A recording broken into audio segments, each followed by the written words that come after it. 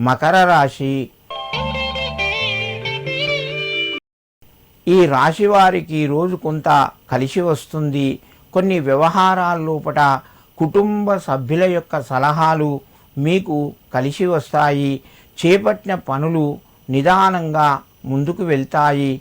దూర ప్రాంత బంధువుల నుండి లేదా మిత్రుల నుండి అరుదైన అవకాశాలు మీకు వస్తాయి. ఆహ్వానాలు అందుతాయి. శుభ కార్యక్రమాల లోపల పాల్గొంటారు. సంతానానికి సంబంధించిన వ్యవహారాలు ముందుకు కొనసాగుతాయి.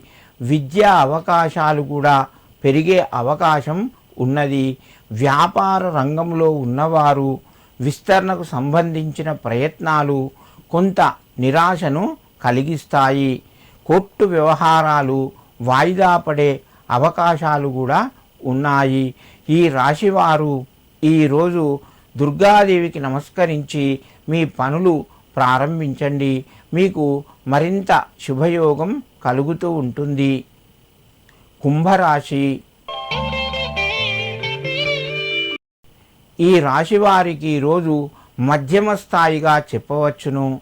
చేపట్టిన పనుల్లోపట స్వల్ప అవాంతరాలు కలుగుతాయి. బంధుమిత్రులతోని విభేదాలు వచ్చే అవకాశాలు ఉన్నాయి. దీర్ఘకాలిక రుణాలు ఒత్తిడి పెరుగుతూ ఉంటుంది. ప్రయాణాల్లోపట ఆకస్మికంగా మార్పులు చోటు చేసుకుంటాయి. వ్యాపార రంగంలో ఉన్నవారు భాగస్వాములతోని నెమ్మదిగా ప్రవర్తించండి. తొందరపడి మాట్లాడవద్దు. తక్కువగా మాట్లాడండి. వృత్తి ఉద్యోగాల్లోపట కొంత మెల్లగా ముందుకు కొనసాగుతాయి. ఫలితాలు మీకు అనుకూలంగా ఉంటాయి. ఆరోగ్యపరంగా కొంత శ్రద్ధ వహించండి.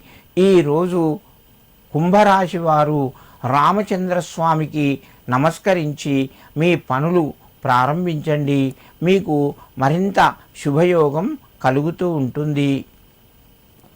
మీనరాశి.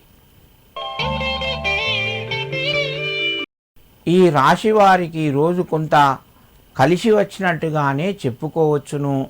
పాత మిత్రులతోని విందు వినోదాల్లోపట పాల్గొంటారు. చేపట్టినటువంటి పనులు సజావుగా ముందుకు కొనసాగుతాయి. ఆత్మీయుల నుండి వివాదాలకు దూరంగా ఉంటారు. కీలకమైనటువంటి సమాచారము అందుతూ ఉంటుంది. నిరుద్యోగులకు శుభ వార్త తెలిసే అవకాశాలు ఎక్కువగా ఉన్నాయి. వ్యాపార రంగంలో నూతన ఆలోచనలు పెట్టుబడులు అమలు చేస్తారు.